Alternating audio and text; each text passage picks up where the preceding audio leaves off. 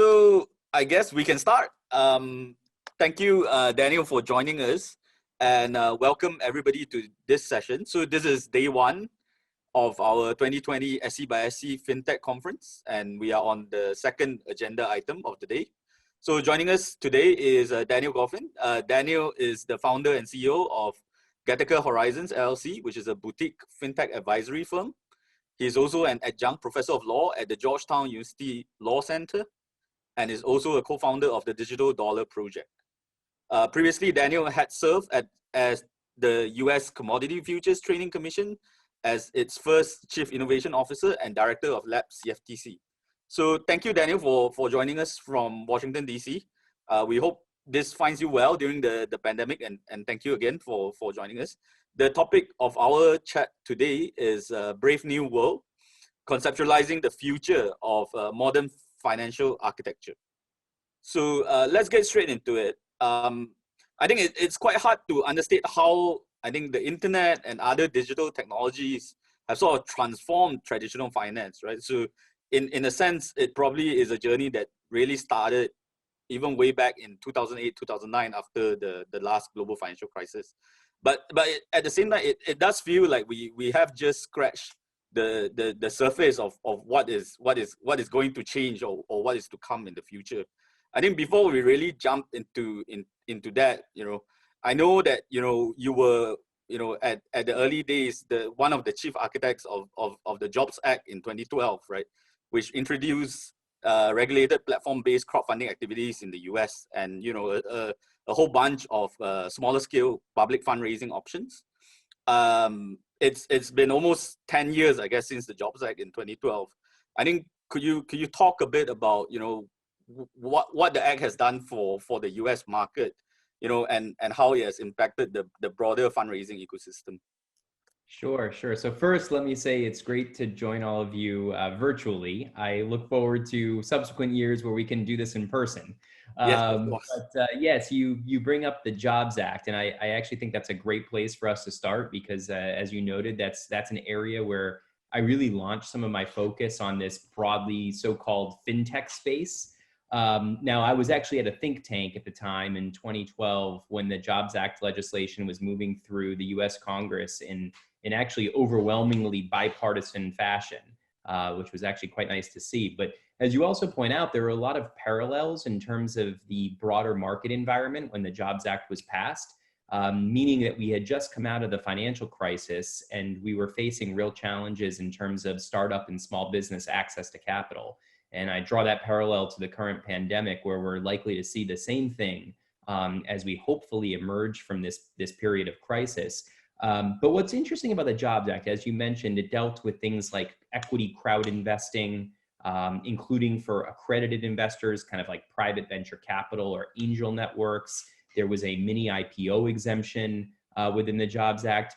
But really, the focus of the bill was about how the internet could democratize investment opportunity and access to capital for startups and small businesses. I mean, that was the crux of it. Could we use the internet to reach more people who could help with capital formation? And could we help startups and small businesses access broader pools of capital? Now, in terms of the impact of the Jobs Act, it's been live for fewer than 10 years because it actually took the SEC quite a while to implement the Jobs Act exemptions, including equity crowd investing. And net, some of the total figures are still relatively small. It's not as if equity crowd investing opened billions of dollars of access to capital. It's been much smaller than that. But it has been, I think, an early harbinger of how the internet can help catalyze, whether it's capital formation, access to credit in terms of online lending. All of these things, I think, were kind of foreshadowed by the Jobs Act. Tying it back to what I just mentioned, that we're facing a similar environment now where startups and small businesses will require access to capital. Interestingly, the SEC is considering increases in the caps or the amounts that you're able to raise under the Jobs Act, and that's currently under consideration. So equity crowd investing has a current cap of $1 million. The SEC is looking to increase that to $5 million, which may make it even more viable for startups and small businesses. Reg A plus, the mini IPO exemption, may see an increase in caps from 50 to 75 million. Before we stop here, I want to make one more point. I think the broader policy and regulatory implications of crowd investing and really what it stood for was this realization that we have to grapple with new types of intermediaries on the internet. So when crowdfunding portals were founded or were started, there was an open question of what were they? Were they traditional exchanges? Were they traditional broker dealers? How should we treat this type of an intermediary? And in this instance, the Jobs Act actually created a new type of intermediary, the crowdfunding portal, which is kind of a broker-dealer light type regime. But I think what's interesting about that is the same considerations that drove, new consideration of intermediaries now applies as well to other types of fintech platforms, whether they be in the lending, crypto, robo-advisory, or other, related spaces. So I wanted to jump onto that as well, because I think that leads quite well into my next question, which was, do you think that, so the Jobs Act was really the precursor to all this? Did it provide, I guess, the right way or the right frame of mind for legislators, to start thinking about, these, I guess, new fintech models, new fintech players to come into the market? And try to find a right size sort of framework for these people to disrupt or change things around in the financial services space. Yeah, it's a great question. And I would say that at the time, I don't think that lawmakers realized that what they were really doing was grappling with the role of the internet and really fully understanding that we're going to see a whole new range of either new intermediaries or real changes in the way that certain intermediaries operate. Let me say what I think was good and did carry through. So, the Jobs Act created a national framework for funding portals, which meant that these portals didn't have to go, at least in the United States, on a state-by-state basis to register. We have, real questions of federalism in the US, where many types of platforms to this day are still required to register and license within 50 individual states. This created a national preemption framework where a funding portal could gain access to the entire market with one registration. And I think that that's actually been both a debate as well as an opportunity for many funding portals in other areas. There's the OCC FinTech Charter. There's now talk about a national payments charter.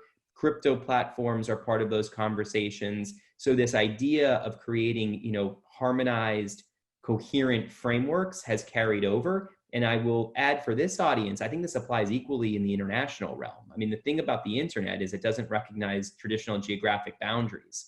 So thinking about how you create harmonized regulatory frameworks to maximize the benefits of internet-based platforms, I think is very important. So whether it's at the state, federal level, or at the global level, that's critical. As I also mentioned, the Jobs Act did introduce a new type of intermediary. And I think that, as I mentioned before, has appeal to other areas of fintech today. So we have to be creative and recognize what these new intermediaries represent and how should we tailor regulation appropriately.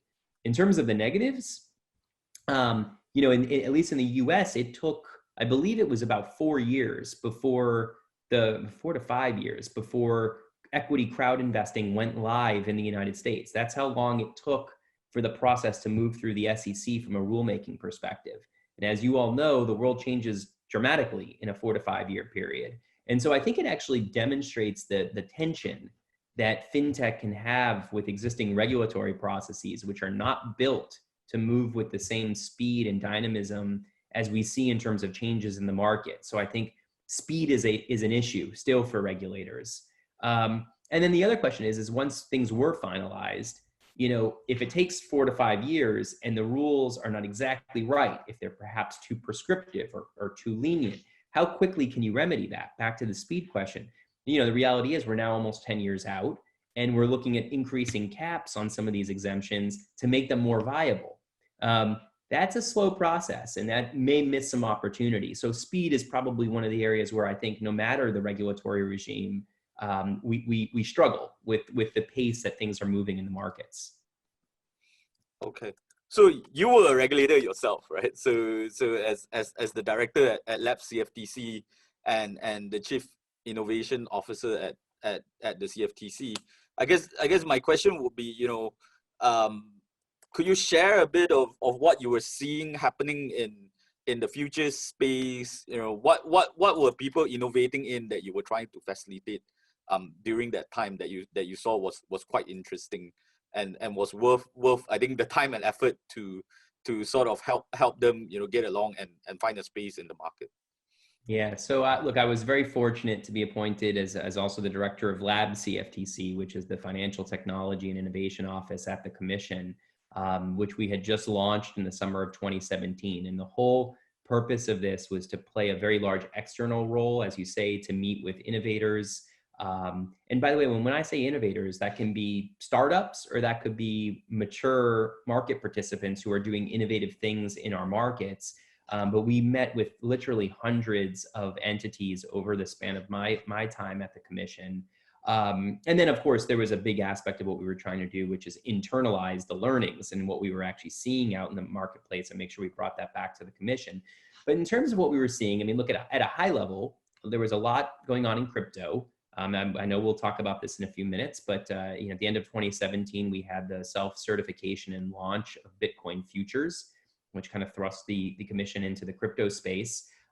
So a lot there, a lot around machine learning and algorithmic trading and advances in that space. You had a lot around RegTech solutions. But stepping back, if I were to go a little higher level, here's what my takeaway was. I got the sense that we're at a tipping point in terms of an upgrade to the plumbing or the infrastructure of financial markets and services. And so what I mean by that is some of the fintech buzzwords of the day, I actually think have real meaning. So I'll kind of unpack what I mean by that. Everybody knows that today we're producing incredible amounts of data. And I do think that data in the financial markets and in the provision of financial services is kind of, as we say, the new currency. It's the kind of core component. Historically, institutions had created largely bespoke, customized databases and systems to move data, or to try to analyze data. But these systems didn't interoperate very well and don't interoperate very well, and it can be very difficult to move standardized data from one silo to another, even within a single institution, not to mention more broadly across the economy. So some of the things that I think we're seeing when you talk about distributed ledger technology and blockchain-inspired systems, it's about taking all of the data that we're producing and thinking about systems that can interoperate and that standardize data formats and fields so that you can actually move data more seamlessly across systems. And then it introduces the topic of cloud. Like, do we have the capacity to store all of that data? And the answer is with cloud, we know we have an elastic supply of storage. So you can start taking the standardized data in more interoperable data management systems that have capacity. You start applying machine learning tools to that data where you can actually process it, analyze it, draw insights from it, and even automate. That's really, really important. Next enters smart contracts, the idea that you can make or make automatic processes around all of that data analytics. So all of these things put together start to paint the picture of a future of financial markets and services that becomes a lot more automated, is a lot more efficient, and is leveraging data in a way to make actual predictions and draw insights. So if I had to summarize, that's my major takeaway in terms of what I think I was seeing and learning during my time at the Commission. So let's hold that thought for now, because I think data is really important and is something that you're advocating for. But at the same time, I think in a recent article, you did talk about other aspects of what you call plumbing, right? That needs to be fixed. So things, I think you mentioned 4 things. So data is one of them, but also payments, currency, and identity. And we'll spend a lot more time, I think, talking about payments and currency. But what is it about identity then? Is it the concept of owning your data and being able to give permission to what people do with it, or is it more than that? Yeah, so it's interesting. Like, yes, I know, as you said, we'll talk about further about data and about central bank digital currency and about real-time payments. And here's the thing: all of these internet or mobile-enabled services, at its core, will require identification of the end user. That's going to be critical. And look, it's going to be very important for all financial regulatory systems to maintain, KYC, know your customer requirements, AML, anti-money laundering requirements. So as a result, the basic, key to entering what mobile and internet financial services and markets can provide is going to be around identity verification. So, many of the problems that we attribute today to payment systems or to the ability to deploy stimulus or emergency relief during a crisis from the government. So if there's, pandemic related payments that are being made, you have to know who the end user is that you're going to be sending it to. So I think that digital identity will look different for different countries because they have different systems. But I do believe it's fundamentally important to have a national strategy around digital identity. So if there's government held data that can help unlock utilities or private sector identification tools, you should be creating APIs between government data databases and identity verification services so you can in real time identify the individual. We know we have things like facial recognition software today, which are increasingly powerful and increasingly trusted and accurate. If that's the case, there's no reason why, whether now or in a few years, we're not able to identify an individual on his or her smartphone in order to unlock all of the data that we have about them to verify their identity and allow them to open an account or prove that they should be the end recipient of stimulus or a government relief check. That should be happening real time. And so I think that digital identity is absolutely critical. It's going to be kind of table stakes or the basic infrastructure you need for a digital economy. And so, so we're able to do that domestically, or we should be able to do that domestically, right? Because within the same country and within the same borders, there should be some sort of harmonized way to identify a person. But I guess do you also see these working cross-border as well? I think that's where the real challenges is, right? If today, I don't know, if I have, a bank account in Malaysia, in Singapore, and in the US, essentially it's hard to say I'm one person, right? I'm actually three person. Yeah. Well, look, so I would say it goes back to that statement I made at the outset about the internet, and mobile not recognizing traditional geographic boundaries. I believe there's a lot of power in that. I think that it can advance a lot of human lives and interests. And so I think it's very important that we develop interoperable or at least reciprocal types of systems that can maximize the benefits of what this technology can do for us.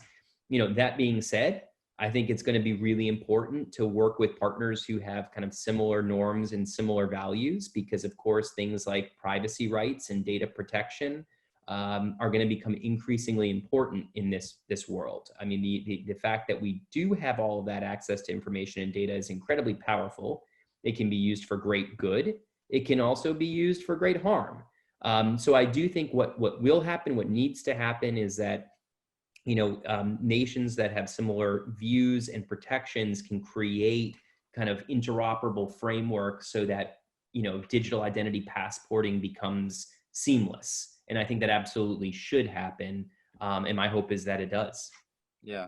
I think in an ideal world, we want to see this happen globally, right? Absolutely everywhere. But I think like you said, I mean, certain countries will share certain different views.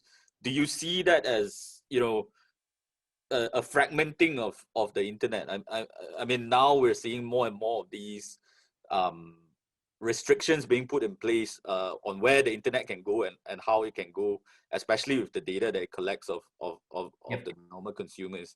Is that a worry? I mean, we came, I don't know, I mean, the end of the last century, the early 2000s have been about globalization and the good things, but do you see then a problem now, which is, are we going to end up fragmenting the internet? Yeah, it's a real concern. And I will tell you, look, I'm personally quite an optimist, and I believe that there are, incredible, as I said, benefits to globalization. And I think that, we should aspire to avoiding that type of fragmentation. I don't know that that's going to benefit, the world at all if we end up with, really narrowly defined regionalism and segments and segmentation of the internet. But that means we need to have very open, honest, and real, not just conversation, but work and work streams to get it right. And I think that we can hopefully, collectively lead that type of an effort. I think that there are going to be, most people want to do this, I think, the right way. And I'm optimistic that that can happen. But we got to tackle it. We have to think about these things. I mean, and we'll talk about this in the context of CBDC. Some of the things we're talking about here, like digital identity and payment systems and networks, in my mind, this is just basic infrastructure for the rest of the 21st century. The last century, that included things like highways and roads and ports and airports. Like, we have air travel that's able to move from one airport to another seamlessly. People can flow between countries relatively seamlessly, and that's provided great benefit. This stuff that we're discussing here, this is digital infrastructure. It's the same movement, but it's the modern movement. It's the movement of data. It's the movement of information.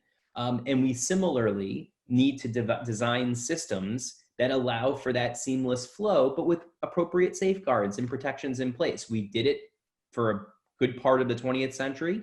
And I think we should take that same spirit and advance that for the 21st century. Okay, so we started talking about CBDCs, and I think that's important. So let's jump into the topic proper. I mean, you co-founded the Digital Dollar Project to sort of try to build this plumbing, or try to get people to start thinking about building this plumbing in the US. Can you sort of describe the project, why it's happening now, why do you think it's important, and how are you trying to make this work? Yeah, so look, I'm not going to go back and repeat too much of what I said, but I shared with you all my takeaways over the last few years in terms of upgrading of systems. And now let's get a little bit more specific and talk about tokenization. At the end of the day, I think a lot of what blockchain and tokenization represent is the idea that we can send information about value and information about unique ownership of value halfway around the world with relatively few intermediaries and at very low cost, similar to the way we send emails today. So, when you send an email, it moves quickly, there are few intermediaries, and there's very, very low cost and friction involved. Tokenization represents the same concept when it comes to ownership over assets and instruments. So we can tokenize all types of financial instruments and assets, and I think that will happen. I think it can be a more efficient way simply to transfer those assets and instruments.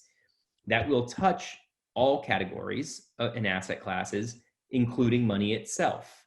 So when I left the commission, I stayed in close touch with my good friend and the former chairman, Chris Giancarlo, and he and I were very like-minded, as well as his brother, actually, who's a Silicon Valley CEO, very like-minded on the implications of some of those dynamics I just spelled out. And certainly last fall, we had already the announcement of the Libra concept. So you had a private sector initiative. You had the announcement of or at least, number of announcements around the digital yuan project, a public sector effort.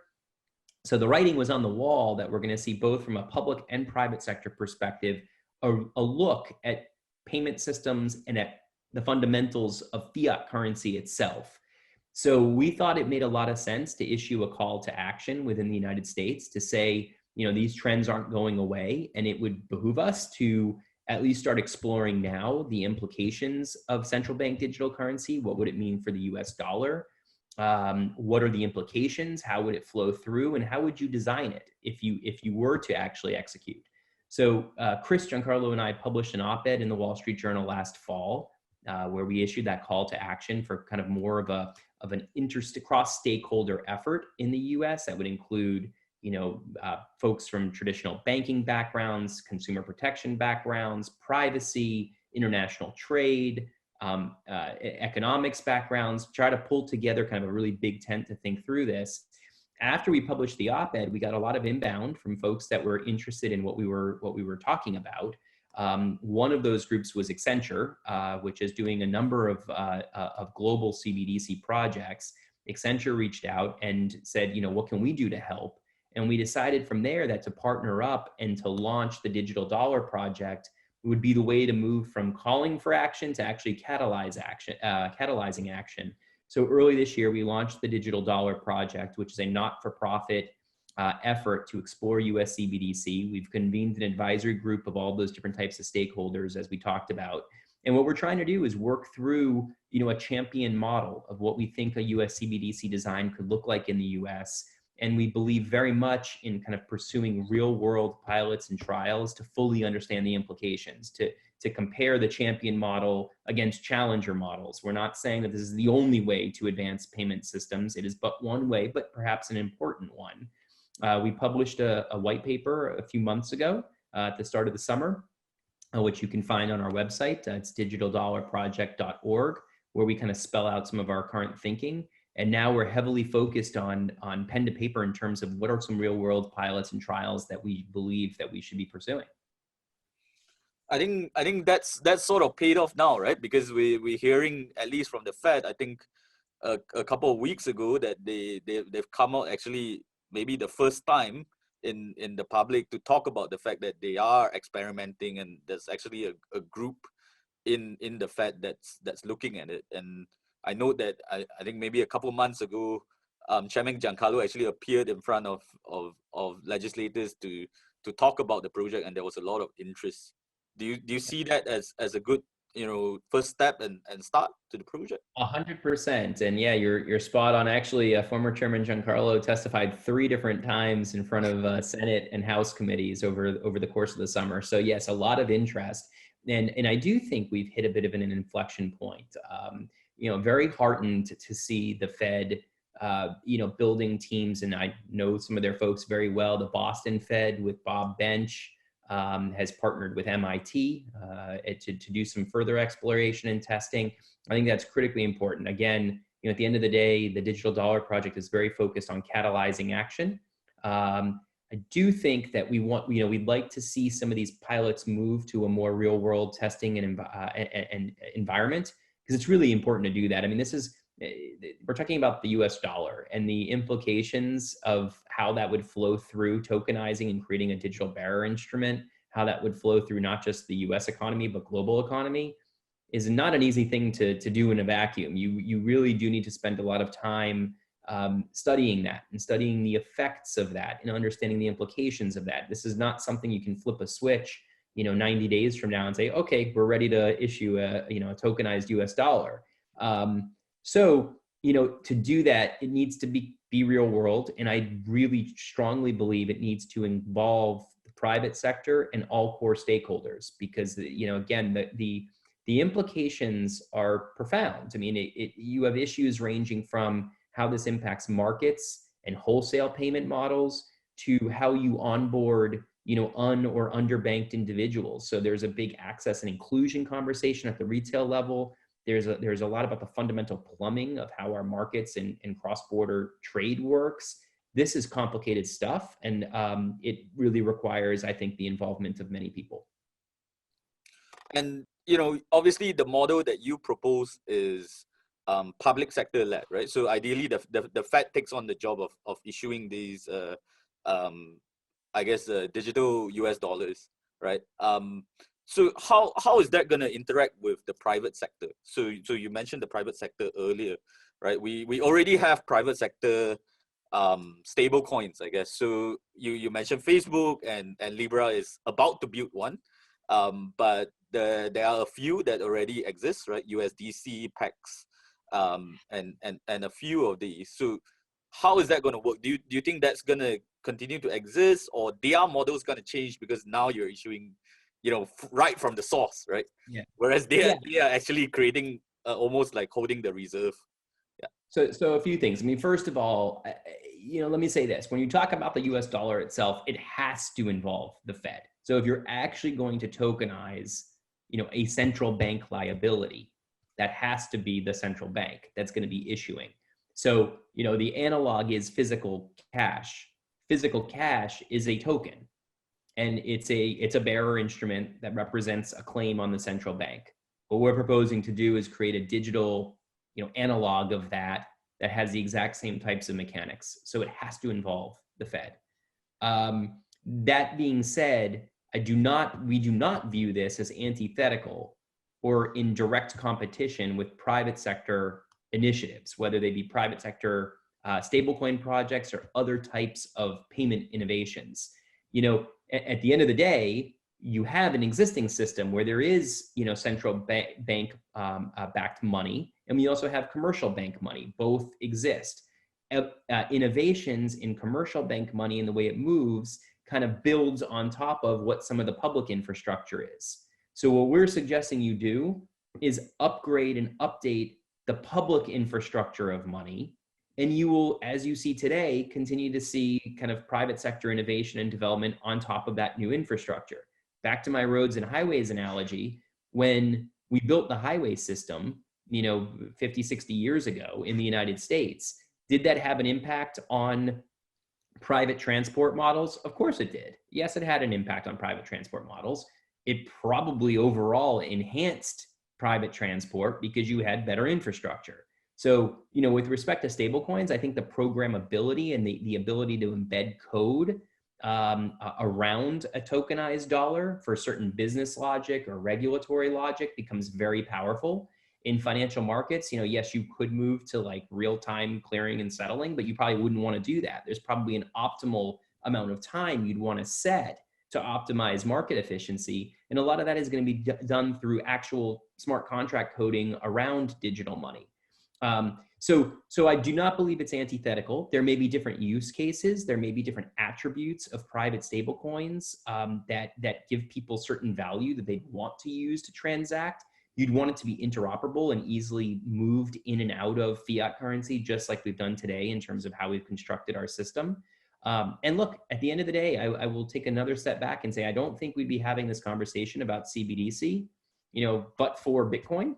If it weren't for Bitcoin, I don't think we would be thinking the same way we are today about plumbing of money. And the same can be said for stablecoins. I think that private stablecoin initiatives have definitely advanced and pushed the conversation. And I went back to real world testing and piloting. We're learning about this because of a lot of those private stablecoin projects that are actually live today. I think one of the fears of always, you know, once the public sector gets involved is obviously private citizens worry about privacy, right? So they start worrying, oh, is the Fed or the central bank suddenly going to be able to see all the transactions that I do on the fingertips, right? Like you said, you know, suddenly you have access to all of this data and you can crunch it. So what are the privacy considerations sort of that you're thinking about, that the project is thinking about, that needs to be embedded in the digital dollar project? Because that's, I think, to a certain extent going to drive adoption as well, you know, if people can trust this sort of digital US dollars. I agree 100%. I mean, that is one of the most fundamental, I think, questions around CBDC. But let's unpack it for a second. You know, there are a lot of different design choices that we have. So, you know, you could design a CBDC where there is a central database that the central bank controls, where if you don't have the right protections, you're right, the central bank would be able to see every transaction. Now, the reality is the status quo is no different. If you look at the evolution of a lot of kind of, whether they're private sector or not, current payment models, many of them are predicated on large centralized databases where the private entity, you know, has full access to every transaction on its own ledger. And as those gain more and more scale, they're seeing more and more transactions. Now, can public sector gain access to that information depending on the rule of law and that protect people's privacy? The answer is yes. So I think that that's happening now anyway.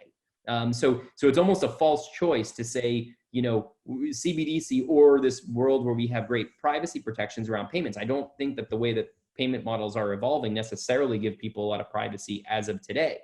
Okay, back to what we can do right. So this is where CBDC is a huge opportunity. Again, talking about values and norms and rule of law, if you embed those principles into the design of a CBDC, not only do I think you can solve for some of the privacy concerns, but I think it can become a competitive advantage for systems that do it right. I think people will care about who has access to their information. So if there are proper protections and proper design choices made, I think not just domestically, but globally, people will flock to those types of mediums of exchange. So what can you do? Well, you can do a number of things. There are all kinds of design choices you can make. First of all, to hold the analog with cash, you could set dollar thresholds. Much like today, you can withdraw a few $100s of cash from an ATM machine. Perhaps you set dollar limitations on certain CBDC transactions. Below a threshold, maybe you do treat it more like cash and you give greater degrees of anonymity. Above certain thresholds, maybe you increase the demands of KYC and AML on the transactions, much like we do today with the kind of existing payment systems, at least in the US, reporting suspicious activity above $10,000, for example. Other things that can be done include, using technology, things like zero knowledge proofs to be able to verify and validate certain information without revealing complete information. There's also setting rights and privileges and access to information. Not every intermediary within a system has to have complete access to all information. In fact, in our champion model for a US CBDC, we propose distributing through the existing two-tiered banking system. So that would mean digital wallet service providers would be banks or registered fintechs and registered regulated payment intermediaries who would offer these types of wallet services. They could also operate as nodes within a permissioned blockchain system that sets certain access and rights so that no one entity has complete information and is able to access all payment information. So these are all the things that are out there that need to be worked through. But I actually think that not only can we solve for some of these issues, I think relative to the status quo, doing CBDC right can be a real benefit to privacy norms and expectations going forward. Well, I think definitely, looking from a regulatory perspective, it will definitely provide a lot more clarity to people, to the people that we regulate about what we actually expect, right? Because currently it's more like the principle-based driven sort of approach. Mm-hmm. I think so you did talk a lot about the US dollar's role in the global economy, right? And it's safe to say the US dollar is the dominant currency for trade globally. But obviously, I think you also mentioned the digital yuan and what the Chinese government is doing. I wanted to ask how much has the developments on the Chinese side sort of helped push or gave the US side a push to sort of take this a lot more seriously, given that they seem to be doing now live trials in selected cities and doing what you actually suggested, right? To go to live trials and go to pilot projects in the real world. Right, they seem to be definitely pretty far along. I mean, it's been a multi-year process, and they've been open about that process for the last number of years. I mean, look, I take it as the Digital Yuan Project, Libra, as I said, those are examples of public and private sector efforts, which just make very real, to me at least, the idea that these technologies will impact money. Now, I do not believe that the US should be pursuing CBDC as a defensive measure, as a negative reaction to other types of efforts. If anything, I just see it as an offensive opportunity. Like you described the current role of the US dollar as the reserve currency, the global reserve currency of choice. And there are a lot of reasons for that, right? I mean, it's not going to be just like technology is like the reason that either is or isn't the case. There's, as we talked about before, rule of law, economic stability, governance, interoperability, the systems that are built around it. All of this is what contributes to the role of a currency. Now, technology and friction is but one factor, and it's an important one. And I think it will play a role going forward. So you certainly, in order to kind of future-proof your currency, you would want to be at least understanding what the implications of tokenization may be. So that if and when it makes sense to launch something like this, you've given real thought to it and you get it right. The worst thing you could do would be to get it wrong. So and at the end of the day, I back to the question that we talked about before with fragmentation, and you don't want to see a fragmented global ecosystem. You want there to be interoperability. That will require, I think, some expectations around norms and knowing that if you're moving in and out, at least from a user perspective, you understand what the implications are for you from a privacy perspective, data rights.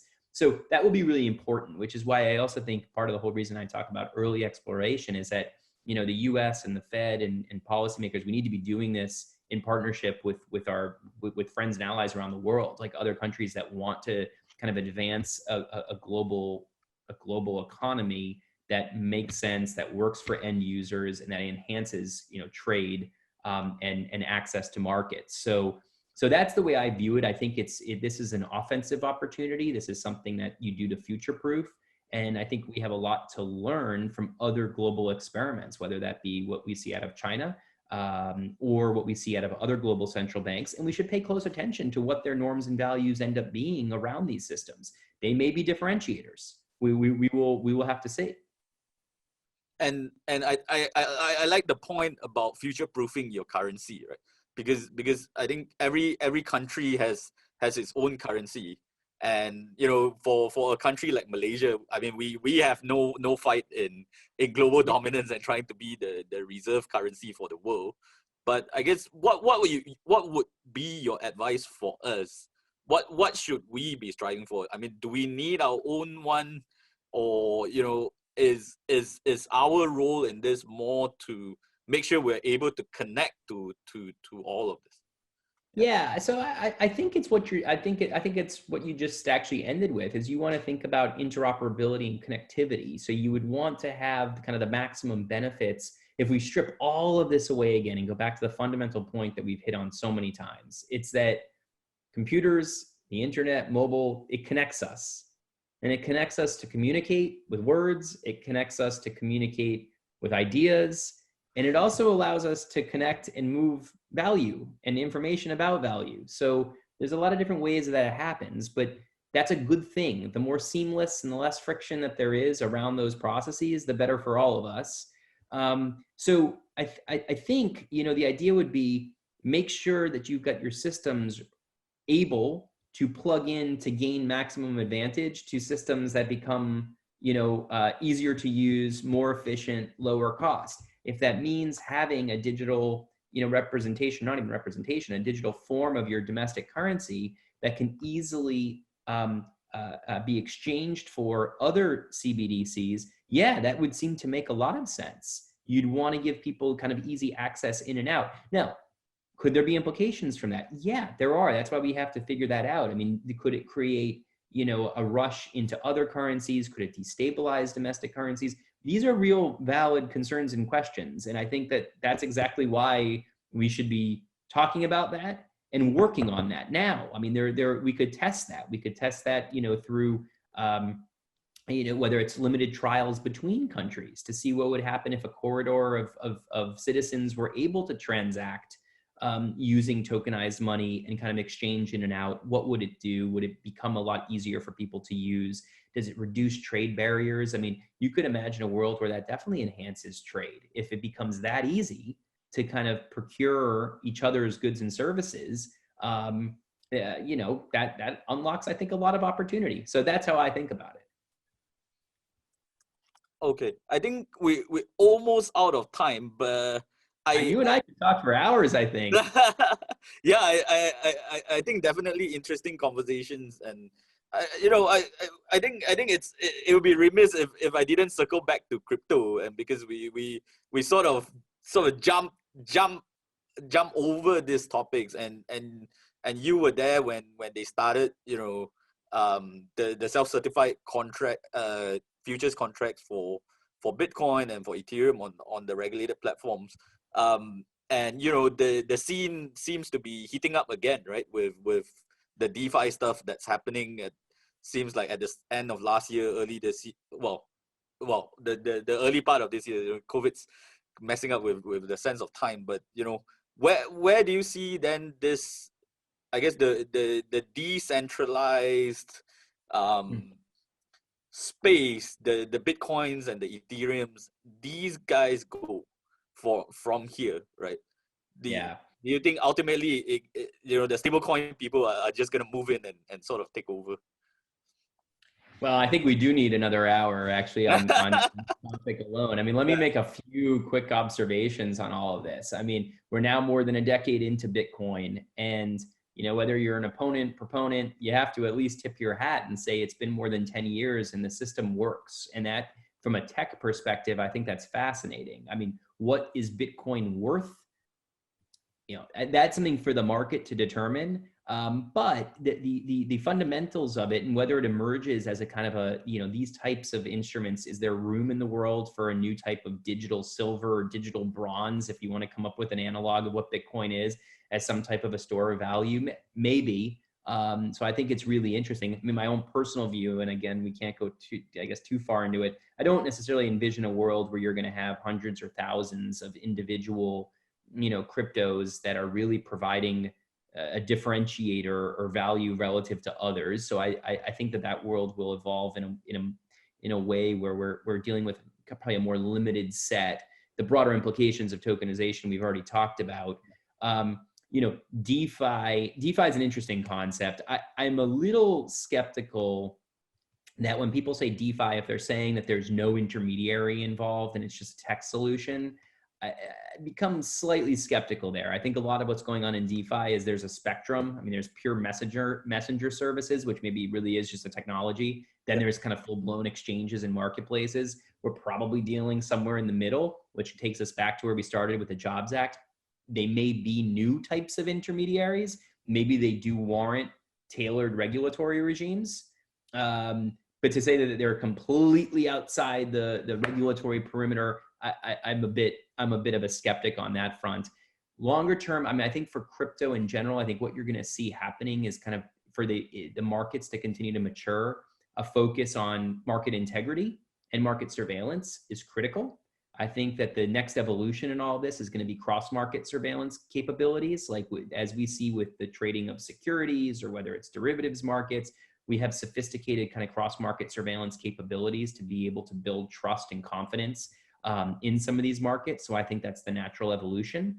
So you know, I do think you know, it's a fascinating space. We talked about stablecoins, CBDC. You know, all of this is the implications of tokenization and how we build better plumbing, better infrastructure to move value. And so I certainly think we're still in the early stages of how that kind of ripples through our entire economy.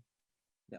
So thank you for that, Daniel. I think last question from me, and we can close it after this, is what would be your advice to us? I think if what any closing thoughts, you know, how should we really, you know, I think you touched on this earlier as well, but how should we really, you know, start thinking about this for ourselves, just like how you have started thinking about it? Well, I will say I've been fortunate to meet you and some of your colleagues, and I think you've got some excellent internal resources, and I think that's really important because you guys seem to be thinking about these issues in a very forward-leaning way. You know, my recommendations are, you know, focusing on internal education and culture of regulators, of markets. You have to I think understanding is like the predicate. Having technological literacy to truly understand what these technologies represent is the building block. It can help you identify risks that may emerge that would otherwise be missed. It also allows you to see the trends and see the opportunities, and then think about, you know, think outside the box. Like, does the current regime, does the current regulatory framework make sense for the specific risks you're trying to solve for? Or do you need to think freshly about it? Do you need to test? Do you need to, you know, see data, see outcomes before you make a decision about regulation? I think all of these things are kind of mindset shifts to help regulators and markets deal with the pace of innovation. Again, going back to some of the themes from the beginning, there's a lot of speed here. The world is looking very differently today than it did 2-3 years ago. And so everyone has to be built to keep pace with that. So building the mindset, building the regulatory tools and capacity to do that, to stay current and to move more nimbly, I think is going to be the key to success. Thank you so much. I think, Daniel, that's a good place to end. So thank you so much again for joining us today and for your valuable insights. I think I certainly found it very interesting, and I think, like you said, we could go on for another hour, but unfortunately we got to stop here and let you go. But thank you again for joining us, and I think this concludes our fireside chat. Thank you so much, Daniel. Thank you so much. Great to join you, and hopefully in person the next time. Yeah, we got to see you in KL sometime when we can start traveling again. Sounds good. Stay safe, everybody. Cheers. I think for the audience, thank you for joining us. This is just a reminder that the next session is going to be at 2 p.m. where MDEC will be showcasing their e-Berkat initiative and highlight the fintechs under e-Berkat that are championing financial inclusion. Stay tuned, and we hope you enjoy the rest of the conference. Thank you so much. Okay, hi everyone. Like I mentioned in the chat earlier, so this was not a live session, so this was a pre-recorded session, right? Unfortunately, Daniel couldn't join us live from Washington DC at this time, but I'm Zong. I was the moderator for the earlier session. I'm in KL, so what we're going to do is we're going to take some of these questions that you have posted through Slido, and answer it from our perspective. I definitely wouldn't try to answer on Daniel's behalf. So let me just go through some of these questions. I think the first question, or at least the one that was most popular anyway, was around why in Malaysia we're still not recognizing digital signature like in the US. I think that's not entirely true. So Malaysia has had a Digital Signature Act for a while now, and some of our regulated fintech operators definitely do make use of digital signature. I think the limitation I think of the act is there are certain things are possible under the Digital Signature Act in Malaysia as it is. Certain things are not yet. I think probably perhaps when they were crafting the act, they weren't very sure yet. But I think this is something that we're actually actively taking up. I think we do want to see more use of digital signature in our capital market as well. So I think we're going to try to work on this in the coming year. Yeah. The next question was around, how do we support, as the SC support traditional offline license operators in making the transition for digital onboarding and sort of going digital, right?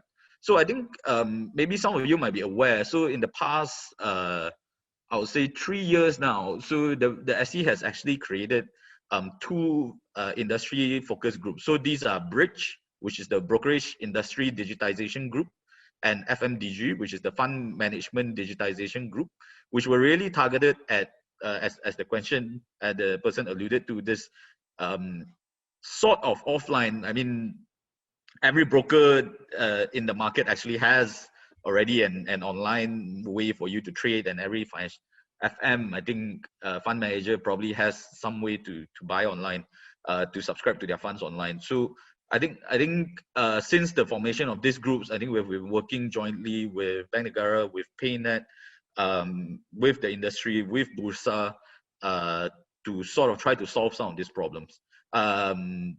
You might have noticed, I think for some of these initiatives have come into fruition. For example, I think if you trade online now, the settlement limits are now higher. You can actually settle through online transfer rather than through having to write a check if your amount is too big. We have also enabled things like e-rights and e-AGM throughout the COVID-19 period. So I think this is something that we're constantly working on. I think, and you probably will see more and more of these initiatives come to light. I think for digital onboarding in particular, I wanted to point out that we have the same eKYC rules for our fintech players as they apply for all of our other capital market intermediaries. So there is no rule to say that the fintech guys can do it, but the older guys, the offline guys can't do it, right? So I think it really is, to a certain extent, whether the individual private operators want to adopt these technologies that the fintech guys have definitely jumped on. Yeah. And I think the question is sort of similar from Farouk around, integrating with regulatory bodies for KYC. I think this is not industry practice at the moment. I think if you understand how KYC works today, you typically would go with a provider that does a series of checks, right? Whether that's with criminal databases or terrorist databases, or which are maintained by a few different people. So that's why there is a need for operators to operate in this space. There is, however, I think digital identity initiatives that's being thought about at the national level. MCMC, I think, is leading the charge on this. So hopefully that something like that will come into fruition. I think they are trying to work with, our JPN, which is the people who issue our ICs and passports. So if that comes is successful, I guess then we will have a slightly more seamless way to do KYC. But I think for now, we still have to rely, I think operators still need to rely on certain service providers. Yeah. Next question around multiple independent money and wallets. I think maybe the person asking the question was not didn't really understand. So companies like Touch and Go, Boost, and GrabPay are what are known as e-wallet e-money issuers by Bank Negara. So I won't comment too much on the regulation, but they are definitely privately owned and privately run. Yeah. So Touch and Go, Boost, and GrabPay don't belong to the government, and they have been given, I guess, special licenses by Bank Negara to issue e-money. So I think for us, we do want to see private initiatives definitely thrive, and these are the first manifestations of these, right? So they are not just e-wallet. I guess people just think of them as digital wallets, but if you look at the regulation, they are e-money service providers. Yeah. It also does link, I think, to the last question. I did see that pop up very recently. So from Lanun Johor, it says too many e-wallets. I think as SC as a capital market regulator, as someone who believes in markets, I think we have also gotten this question in the past. Is there too many P2P, or is there too many ECF operator? Is there too many DIM? Or some people will say, right, you got too many now. We need to stop, and we need to reduce the number. I think what is the right number there's no right or wrong answer to this. I think what the better question is, those that need to survive and thrive in these markets, in a competitive market, need to have their own digital value proposition, right? They need to be able to differentiate between themselves and their competitors, right? So, if you're going to start e-wallet now and it's going to look the same as the Touch and Go and the Boost and the GrabPay, yeah, it's going to be a tough slog, right, against this competition. But if you have a very different proposition, and I have personally been in some of the discussions on some of these e-money providers who are targeting different segments from these mainstream, I guess, e-wallets that have very interesting value proposition, I think those might still have a space in our market. So similar to ECF P2P, right? So as people always ask, SC, do you only approve 6 and 6, and then we approve a couple more, then everyone's like, oh, okay, you can approve more. Yeah, because different providers will play to different niche, have their different strengths, and if they can sufficiently differentiate themselves, I think our market is very big, and there are a lot of space for people. Yeah. So let me still running out of time, maybe about 1 minute. So let me just take maybe the next question, and we'll stop at that. So how has the legal and regulatory framework grown that facilitate growth during this pandemic? We've done a couple of things. I think I wouldn't say from a legal and regulatory framework perspective, obviously we have changed what we need to change in order to facilitate digital. So I earlier gave some examples earlier. So if you look at public listed companies, they needed to do their AGMs during MCO. We have allowed people to do e-AGMs. So allowing our investors to participate in online general meetings. We have also done the e-rights issue and some of these other things. It really is about, I think, we've also raised the ECF fundraising limit and things like that. But I think what was important was actually the continued investor education. I think if you listen to the first session, previously people were quite, I would say, hesitant. Maybe some of the less digital savvy investors were quite hesitant to get on the platforms. But with MCO, there was no choice, right? You sort of have to get on the digital platforms, or you try to find a creative way to invest your money. So the continuous investor education that there are safe ways to access these platforms. These are safe places to get online and stuff like that. I think is probably the more important thing. Obviously, cybersecurity is still something that we worry a lot about, as well as scams, and being able to tell investors they need to know how to differentiate between what is a real investment option provided or regulated by the SC versus what is likely a money game or a scam is something that we constantly worry about and work on. Yeah. I will stop there. If you want to ask further questions of the SC, I will point out that there is the last session of the conference, which is on Wednesday, end of the day, is the Meet the Regulator session, where we will be taking all questions from all parties during then. So some of these questions, if you're dying for an answer, you can definitely post it there again, and we'll see whether it gets picked up. So I'm going to stop here now. I will also remind, I think, our participants who are watching this, there are the virtual booths. I think we've seen some questions in the chat around, how does certain things work, and how has the performance been, or something like that. So all our regulated operators are on virtual booths. You can actually jump into those chat and directly interact with them to sort of understand more how they've been doing during COVID and stuff like that. Yeah. So thank you very much, guys. Like I mentioned, I think earlier, the MDEC session is up next, and we hope to see you then. Thank you so much.